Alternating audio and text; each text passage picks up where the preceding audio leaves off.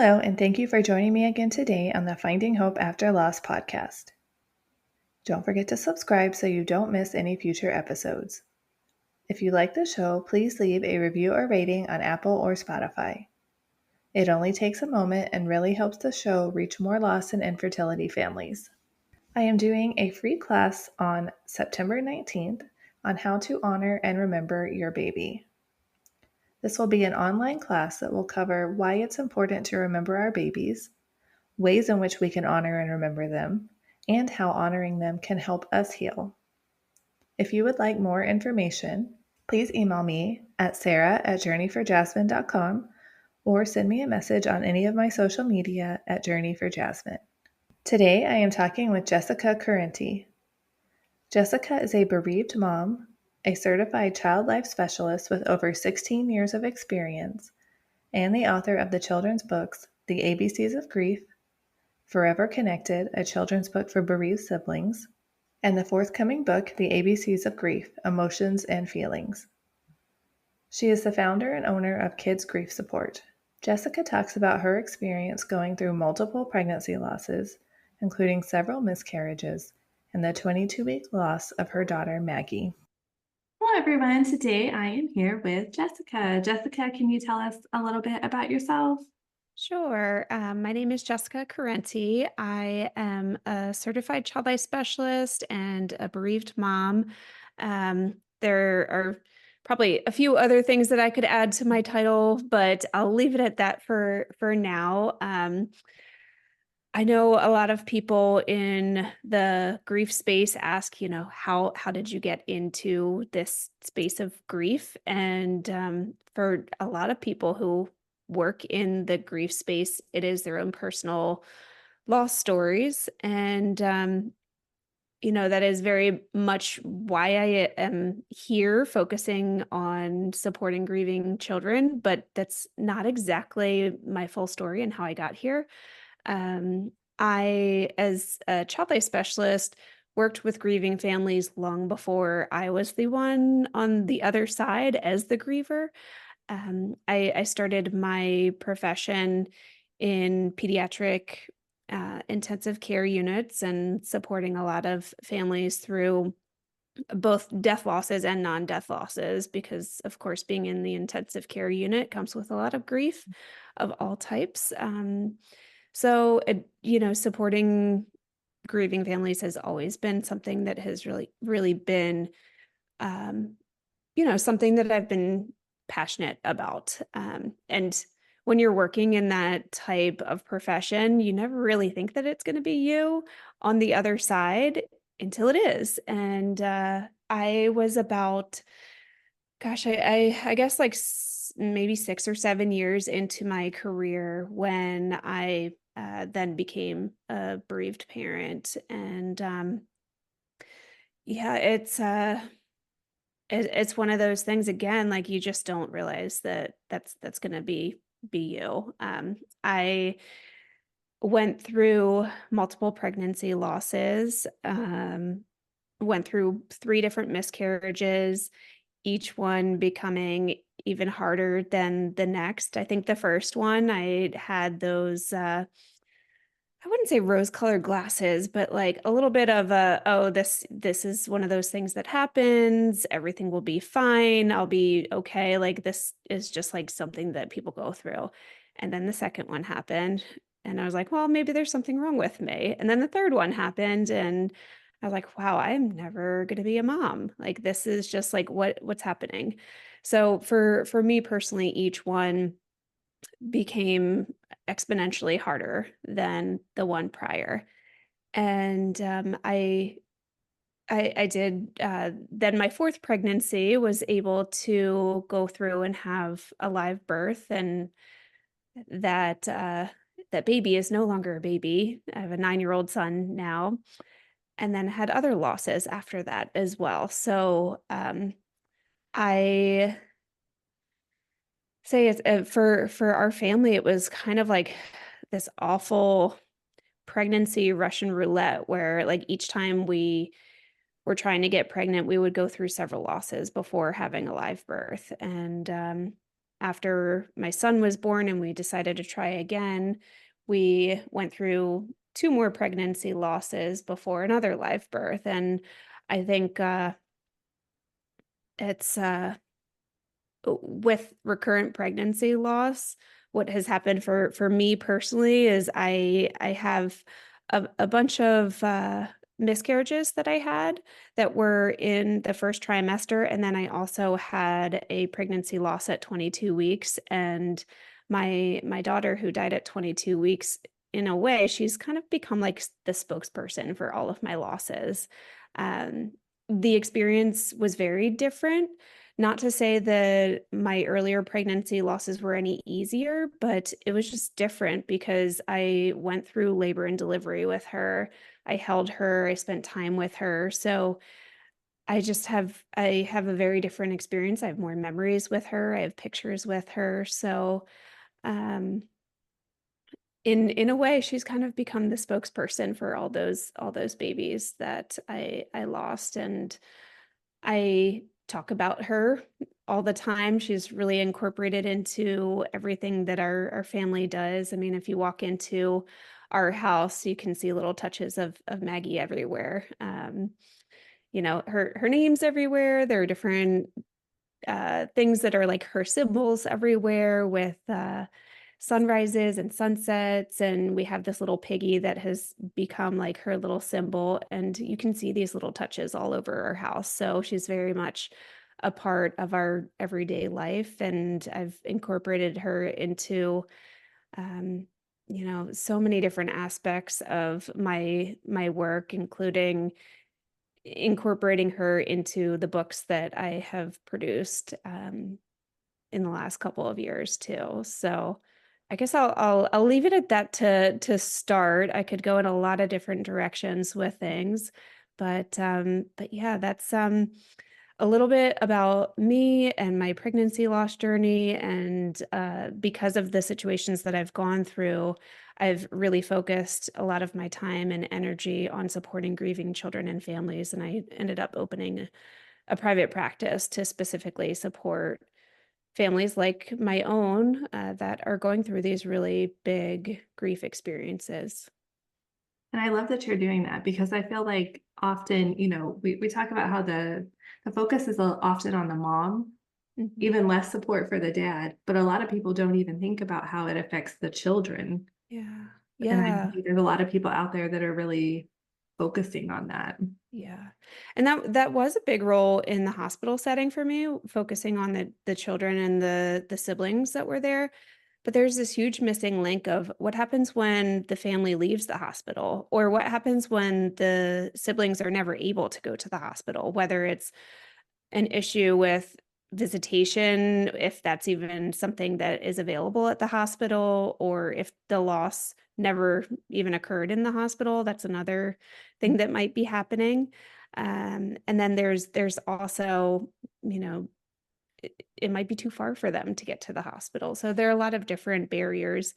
So being able to meet with children in the community is huge because there's a lot of missing pieces, and there's gaps in the services between hospital and home. So I know you had one living son when you had your losses in between the two. How old was he when you had those? Yeah, so my son at the time that Maggie was born and died was 19 months old. And he was very much involved in the process. I mean, before she was born, he was talking to my stomach every day and just telling her about his like whatever he witnessed going on. I remember him like just observing what was happening outside. He's like, "Oh, look, Maggie, there's a little squirrel over there." Like, funny kind of like nonsensical stories to her. And when she died, we told him that in very simple, clear language, Maggie died. Mommy's gonna go and you know, have the baby. And when I do that, you can come and meet with her. And even at his very young age, he wasn't even 2 yet, he got it. He totally understood. He came to the hospital.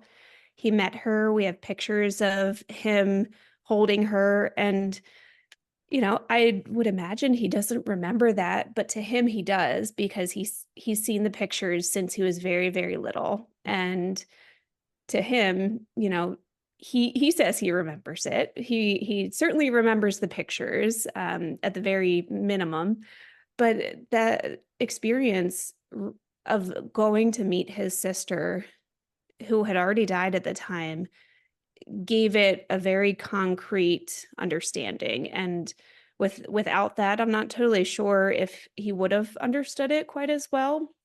But there was not a day after that he asked, where's Maggie? Where's the baby? He didn't talk to my stomach after that. So he understood, and he would go up to random strangers in the grocery store and be like, my baby just died.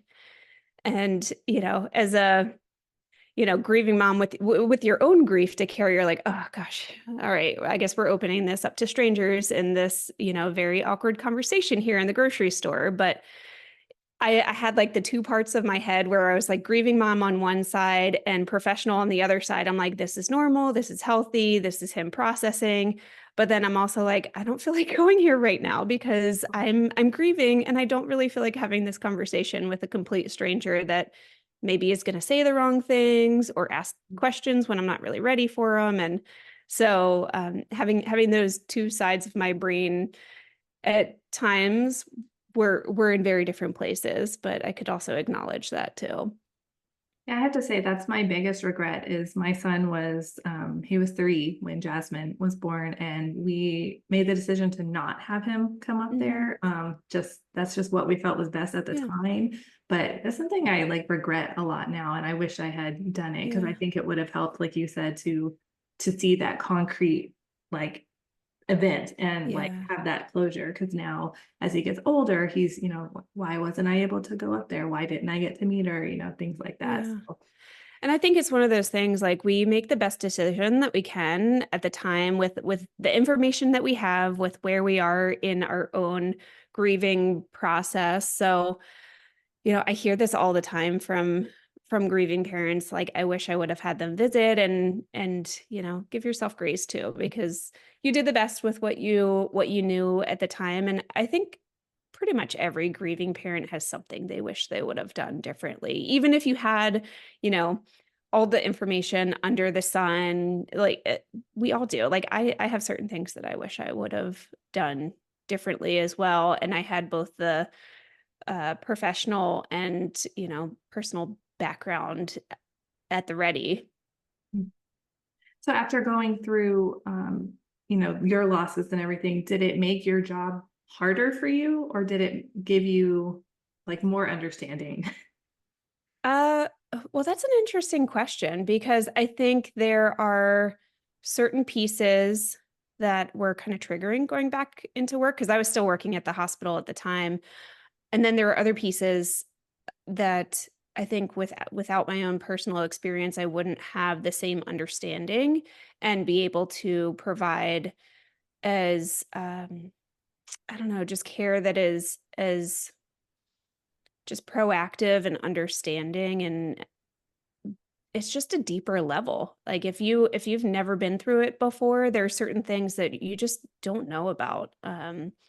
So with the triggering piece, at the time that Maggie died, I was working in an emergency room, department for children. So the emergency room can come with a lot of, just trauma and chaos. And with with that, there were certain situations that I am not sure my grieving heart was really ready for. And I, for the most part, I feel like I do a pretty good job of, like, kind of, when needed, compartmentalizing and turning the professional switch on and the personal switch off of my brain. But we're human. We can't totally compartmentalize as much as we want to. So there were certain situations that would just hit me like a ton of bricks, and I would have to just take a minute to just separate from whatever that situation was, and maybe go have a cry in the closet, or just take a walk outside for a minute and catch my breath, or just, like, go over to another child life professional and say, "Hey, can you take this case? This is just it's too much for me right now." So there were different things that I would do when those moments would pop up when it was too much, but there were definitely some situations. I mean, even something as simple as having a patient with the same name as my daughter, like for some who have not been through their own personal grief story, they might not realize like how triggering that can be, but it was. There was one teenage patient that had the same name as my daughter, and this was maybe a month after I went back to work, so 2 months after she died, and she was in an immense amount of pain, and I just remember these things that this patient was saying, and she had a similar diagnosis to my daughter too, so there were a bunch of different similarities, and I was like, "Wow, this is just too close." Just with, you know, all of the similarities between the name and the diagnosis and all of that. So just knowing when I needed to reach out for that extra support to be able to provide the best care for my patients and take care of my own heart at the same time. And eventually I did realize that the emergency room was not really where I needed to be at that time. And about 6 months after returning to work, I ended up switching units and I went to a day surgery area. And it was the best move that I could have made because it wasn't triggering anymore.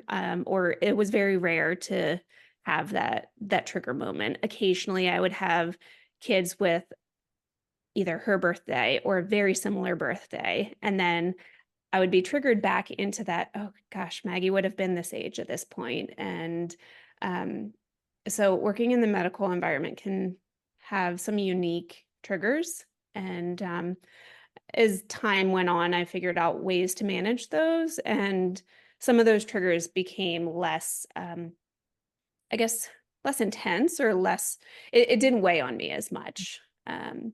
So I guess that's like the trigger side of it. And then the other side of the coin is it did make me aware of just this deeper understanding of what it is like to grieve. And I think with the experience that I had in supporting so many families through the death of a child, I knew a lot of it, but there's a difference between like witnessing it in patients and families and then experiencing it yourself. And I could just be proactive with what I was providing, what I was offering, just some of the sayings that I would say.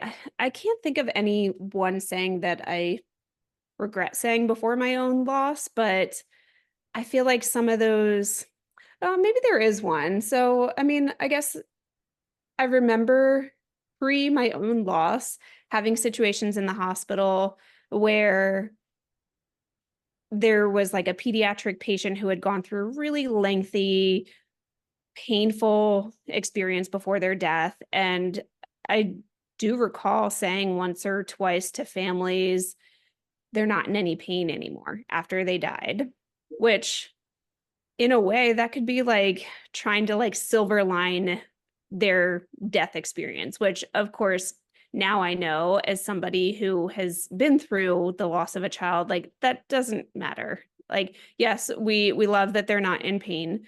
And at the same time, that's not a helpful thing to say in the moment. Like when somebody has gone through the death of their child, we don't want to hear any of that. We want to hear, you know, this sucks. I wish there was something I could do to make this better. But we don't want somebody to try and put some sort of like look on the bright side, things could be better type of spin on it, because that's not helpful whatsoever. So looking back, there's probably like one or two of those things that I said I'm like, oof, I could have done better in that situation. But we're all human and we live and we learn from those foot and mouth moments that we all go through. And I'd say that, most of us still have those moments, even when we know better, that because it's uncomfortable seeing somebody in pain. And the more we sit with that discomfort, the easier it gets over time, but it's still not easy. It's not easy to sit in the discomfort of somebody else because we want to make it better. Yeah, I think we all have those things and I think it's things that just as a society in general, like that we're kind of taught to say to people, like that Yeah. we think, oh, this makes them feel better, but Yeah. then being on the other side of it, you're like, oh no, that actually doesn't make me feel better. But Yeah. that's all we can do is learn more and try to be better, right? Yeah. Yeah, definitely. So do you see kids that are going through like all different kinds of grief? Yeah. So within my private practice, I see kids going through all types of loss. So with death related losses, it could be a sibling, a parent, a grandparent, anybody who's significant in their life and they are, trying to make sense of it and move through their grief, process it, express it, work through that. And then some non-death grief situations as well. So I've worked with children who have had some pretty difficult medical experiences, whether it's a new diagnosis for them or a family member, and they're really struggling through that. I've worked with children who have gone through divorce and adoption and some other types of situations because there are a lot of grief situations that are not death related too. And I think sometimes people either don't think about that or don't realize the impact that it can have sometimes for children. I mean, even something like a move could be something deeply significant and difficult for a child to move through without some support through it. And it's obviously not the same as a death loss, but it doesn't mean that they don't need support.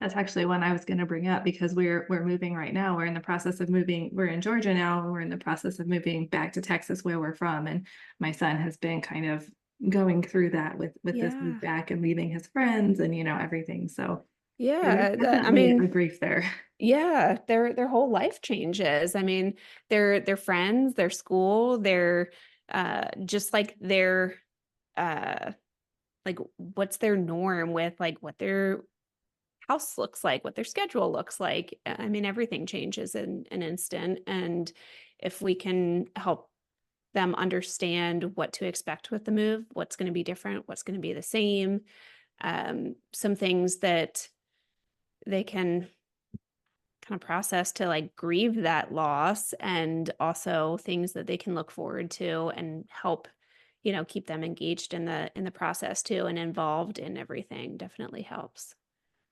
And I feel like with kids a lot, kind of, I wouldn't call it like an insensitive comment, but I guess just a common comment that I hear a lot about kids and grieving is just, oh, well, kids are resilient, they'll get through it. Like, do Yeah, you hear that that's often? I do. Yeah, that's definitely like a pet peeve of mine. And kids can be resilient, but I think the problem lies in like putting it on this kids are resilient, we don't need to do anything about it.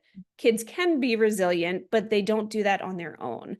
They are resilient when they have support from, a caring adult or somebody to help them understand and process and cope with what they're going through. So it goes with like a hand holding instead of just like pushing them to the side and being like, "Oh, you got this. You can figure it out." Right, like you're strong, you're flexible, you got it. We don't need to talk about it or do anything. Yeah, yeah. So I know this is kind of a big question, but is Mhm. there like some general advice that you can give, like, or like first steps people can take to help their kids who are going through grief? Yeah. So there are a few. So the first thing that I always focus on is helping them understand what's going on.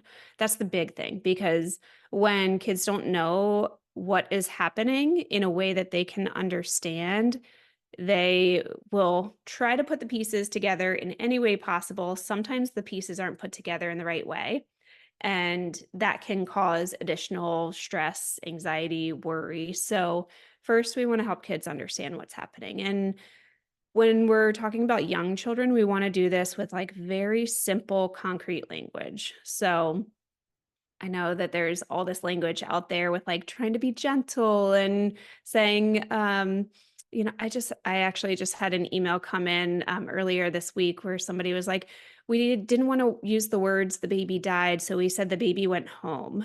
And I'm like, oh no, like that for a young child, like they're probably going to be like looking for their baby all over the home because that's what they That's were not told. clear, right? Yeah, that's not clear. So I know it's really, really hard, but using the word died is the most appropriate, effective way to help children understand what has happened.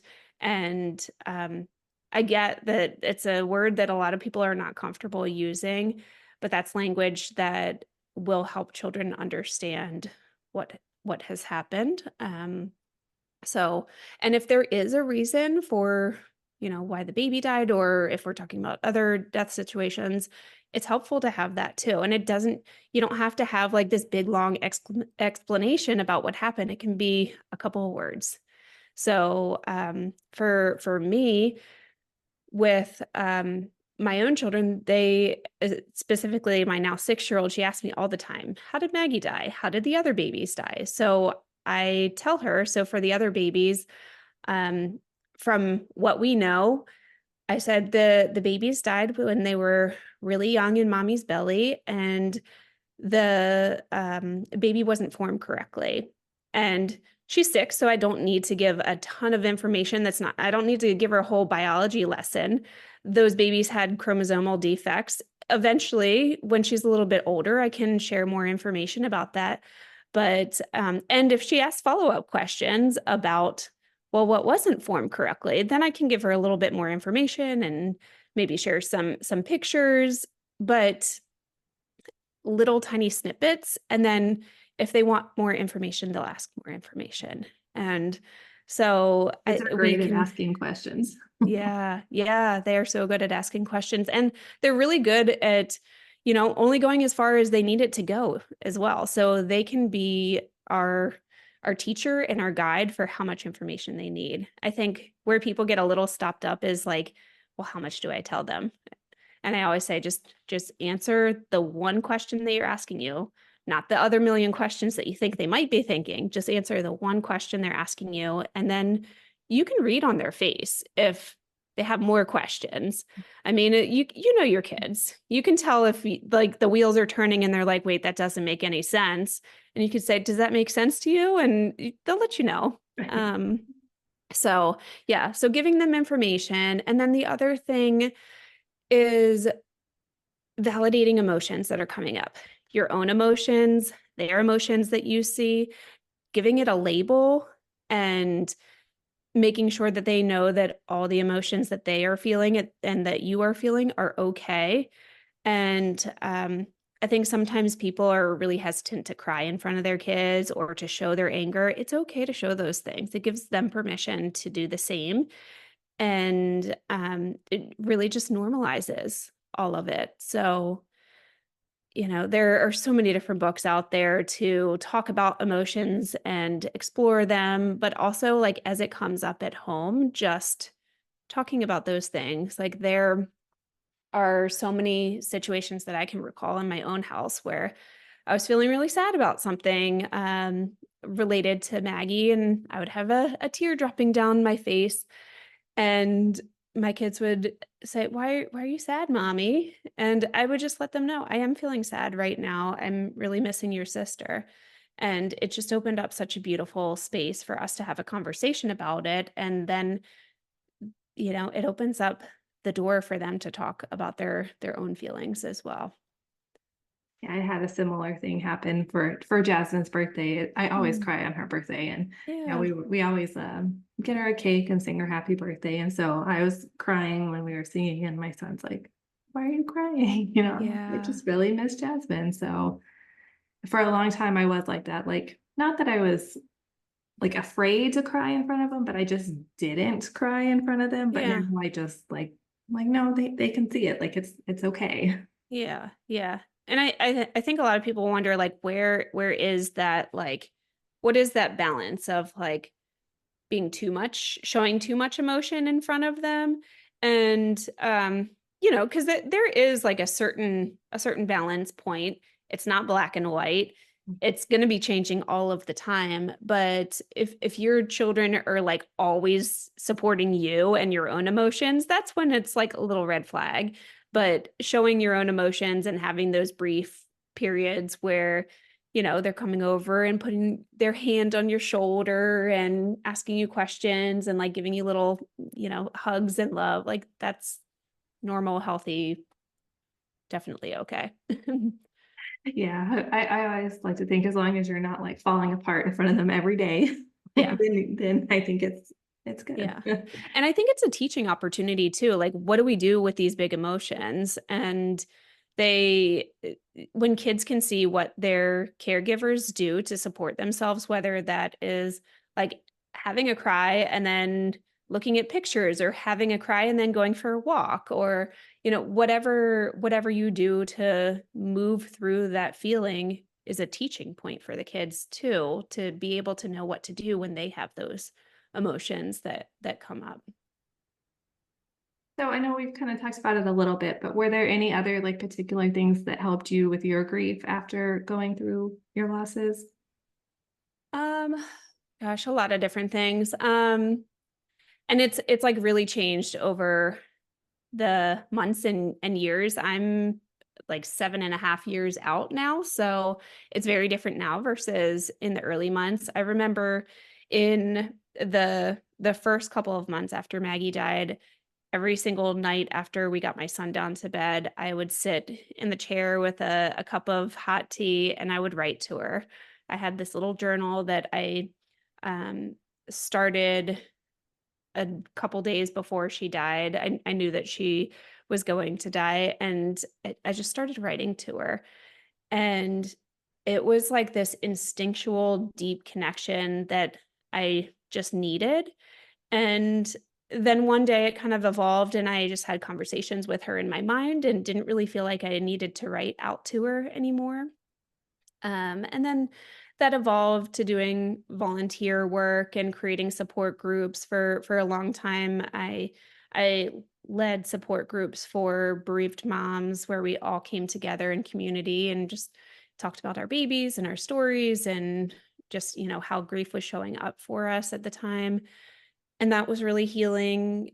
And I started some bereaved sibling support groups. So all these ways of like giving back to my community was something that was really healing, and it felt like parenting Maggie in a way. And then it evolved once again where once I started my private practice and started to write my books. I have my first book, Forever Connected, is specifically for bereaved siblings. And I was able to really incorporate Maggie a lot into that book. Most people looking at that book wouldn't see all the little nods to Maggie, but there is so much in that book that's like my little love note to her, because the illustrations are based off of, many of them, not all of them, many of the illustrations are based on our story. So I open up that book and I'm like, oh, this is where her memorial was. One of the pages is the setting of where we had her memorial service, and there are pages where um it's like the flowers that we have in the garden for her and just these little symbols all over. So there are lots of different ways that I have moved through my grieving journey and incorporated her alongside through all of it. And it just continues to evolve as time goes on. But she's very much present in everything that I'm doing, whether it's working one-on-one with a child and just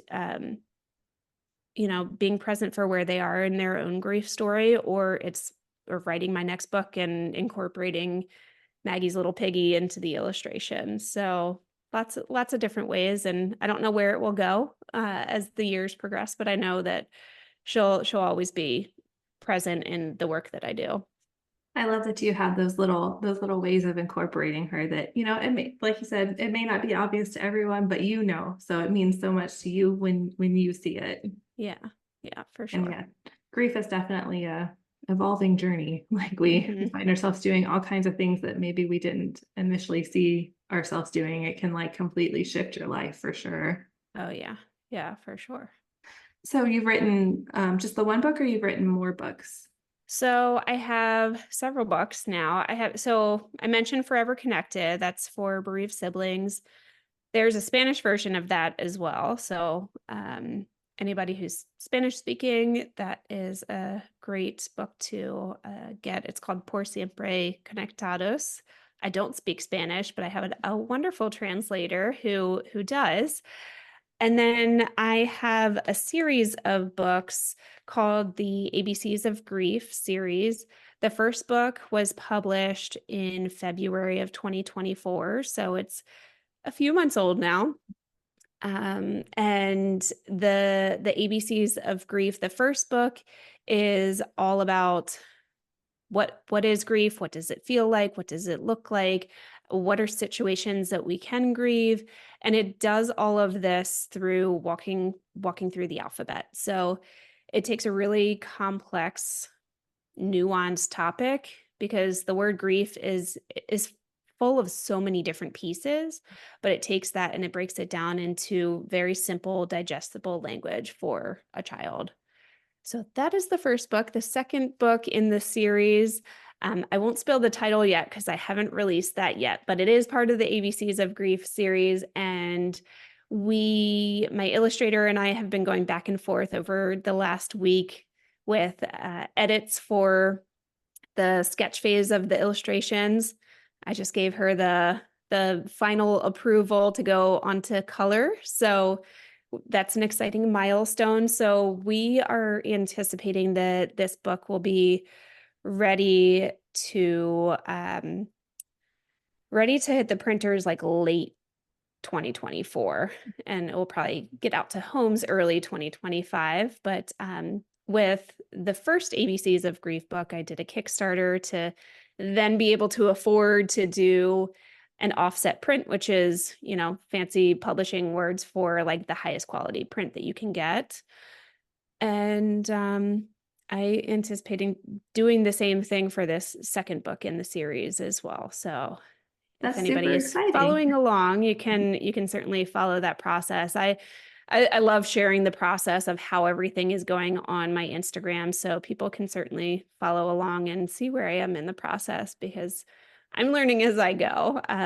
It's a definitely a process with publishing, and there are a lot of hurdles and things that um, I'm just constantly learning from others who have come before me. And Does it get easier now that you have a couple that are published, or is it still it hard? yeah, it does get easier. I think this second book in the series is much easier than the first, as far as like putting it all together, knowing the process of going to do an offset print in China. So like all of that, I had no idea what I was doing. I had to do a lot of Googling, a lot of YouTube, um, just a crash course in how to do all of this, because my first book with Forever Connected, I just did Amazon like print on demand, which, that's a lot to learn too when you have never done it before. And then it's like next level to do the offset print piece. So I think I just like keep adding another component to learn with each book, which I guess isn't a bad thing, but Are you gonna like make it an audiobook at some point? I don't know if that's really like the market for a children's book, but yeah, if that's out there, if that's yeah, I don't think it really makes sense for this Right. particular book. So what age range would you say like it's best for? For both, for all the books, or Yeah, for all Forever of them. Connected, I'd say really like ages 3 to 10 would be that book. But I've seen families use it for younger kids, especially like a really mature 2-year-old, could definitely use that book for them. And I've also seen it used with older kids as well. And I use children's books with older kids all the time. I usually preface it with like, I know you're not a little kid anymore, but there's something in this book that I really wanted to show you. I think it can open up a really, deep, awesome conversation.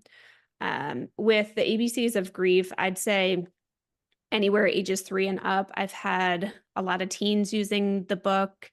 I've had several people reach out saying that they've used them in adult support groups as well, because it takes this, really complex topic, and it just gives both the illustration and the words, it just gives such a deep layer of understanding to it, and a really beautiful conversation starter. So, just recently, I had somebody reach out to me, a professional reach out to me and said, "Hey, I used your book in one of our support groups for pregnant moms who have gone through, they're coping with like substance abuse in the past." And she said, "We opened up the conversation with your book, and there were so many beautiful, deep conversations about how grief is showing up for them in their experiences, and it can be used for like really any ages." I've even seen like elderly groups using the books. My own grandmother the other day, she goes, "I got your book. I've been using it with all the people in my retirement community." She's like, "It works really well." That's really cute, grandma. I Thanks. love that. Yeah. That must be so like validating and everything to hear like how all the experiences that people have using your book to help through their grief through all ages. Yeah. Yeah. All ages, all types of loss, because it's not specific to any one loss situation. It really just opens it up to any type of grief situation that somebody is facing. So it's really been beautiful to watch how it blossoms out in the world. Yeah, and like you said, sometimes even as adults, it's nice to have it broken down into nice, like simple language Yeah. and concepts. So it's not complicated. It's just Yeah. this is what it is. Yeah. Yeah, Especially when you're grieving, because most people, when they're like in the thick of that early raw grief, you can't like sit down and read a 300-page book. You're like, I can't focus. I mhm. don't want to. I don't have the capacity for that right now. I mean, I don't know if you experienced this, but I love books, but I couldn't read for a while after Maggie died. Like I would read the same sentence over and over and over again and be like, well, this isn't working. I'll just put this down for now. I cannot focus. I don't understand what these words, I'm reading the words, but nothing is happening. It's not sinking in. Yeah, I had the same thing happen. It's just Yeah. like, yeah, you just can't focus on it. Like you just Yeah. like I can't like put my head in that space. Yeah. I remember like early in grief really gravitating towards the children's books as a griever, not as a professional. And I remember just sitting in the children's books section sobbing. I mean, there was this one book. It's not even a grief book. It's a book called Some Moms. I still have it downstairs because I was like, I have to have this.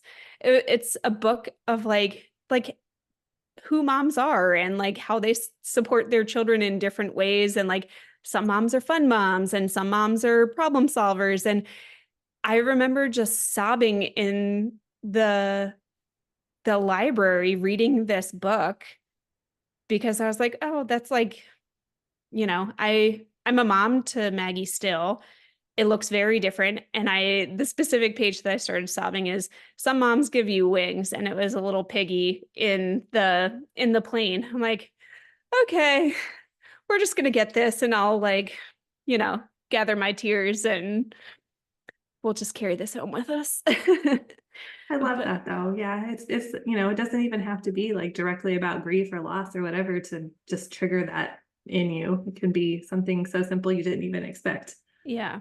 Yeah. So children's books definitely spoke to me as an adult griever too. So while it says on my books that they are like a, age 3 to 10 reading level, they can be used well beyond young childhood ages.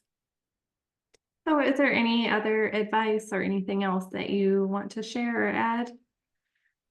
Um, I guess, I mean, really, like, the only other thing that I'll add is that, grief is such a big, heavy experience, and nobody should have to go through this alone. So, figure out, who your support, who your village is. And I know eh, that whole piece of like figuring out who your village is can feel so like, where is my village? I don't see them. Where are they? In time, we can find our ways to figure that out, whether it's an online support group or really informal ways, informal connections, or professionals that can help support you, whether it's, therapist or counselors or somebody to help support your grieving children. Like, use your whole community to help support you in this time. It does feel incredibly lonely going through grief. And some pieces of it are very individual, and you're the only one that can do it. You're the only one that can move through it. And at the same time, you also can't do it alone. We need community in order to get through these awful, unimaginable type of losses. So reach out and find those supports and make sure that you're not doing that alone. There are a lot of different ways to find that support. Yeah, it's something we hear often, find support, but it's like you said, sometimes it can be hard to do that, or we think Yeah. we don't have anybody. But yeah, definitely don't try to go through it alone because why? It's hard enough as it is. Like, Oh, don't yeah. don't do Yeah, that to yourself, right? for sure. Hmm. So if people wanted to find out more information or connect with you, where would they go for that? They can find me on Instagram at Kids Grief Support, my website, kidsgriefsupport.com, and then my books can be found on Amazon, and the ABCs of Grief can also be found on my website as well. So those are probably the top places to find me and my books. Well, I want to thank you so much for coming on today and sharing your story with us. Thank you. Thanks for having me. I really appreciate it. Thank you so much, Jessica, for sharing your story with us. For many of us that have living children, we don't always realize just how much the grief of losing their sibling impacts them. It may not show up right away, but it can manifest itself in later years as they gain more understanding of what happened. Keeping in mind what Jessica said, I think it's always important to use clear language about what happened to avoid any confusion and to answer their questions honestly. We all want to protect them from the hurt and from the grief, but we need to also be good examples for them. We need to let ourselves grieve so they can learn how to grieve as well. My son was only 3 at the time of Jasmine's death. We told him she was very sick in my belly and that she had died. At the time, he didn't really understand what happened and just wanted to go play with his toys. As he has gotten older, he's had more questions and more understanding of the situation. He expressed more sadness and grief the older he's gotten. Though at the time it didn't seem like he was processing it, I definitely think he was, just in his own way for his age. I always just take the approach of trying to answer his questions as openly as I can, letting him know it's okay to ask about her and to talk about her, that it's okay to miss her and be sad she isn't here, and that it's okay if mom or dad is sad about it too. It can be really hard sometimes, but over time, it does get easier to talk about things. I hope that Jessica's advice is helpful in talking with your living children about their grief as well. Don't forget to subscribe so you don't miss any future episodes. If you like the show, please leave a review or rating on Apple or Spotify. It only takes a moment and really helps the show reach more loss and infertility families. Thank you so much for tuning in, and remember, we are all in this together.